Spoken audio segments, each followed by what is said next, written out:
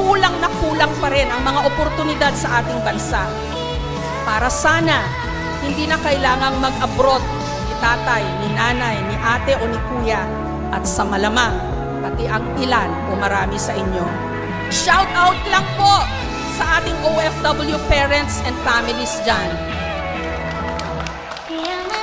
Saksi po ako sa kagandahan ng inyong loob, saan mang bansa, kahit hindi magkakilala.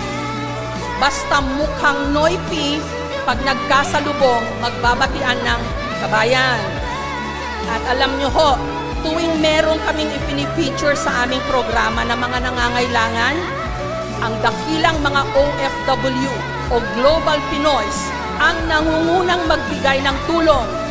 Kaya, ikayam-jayas natin yan!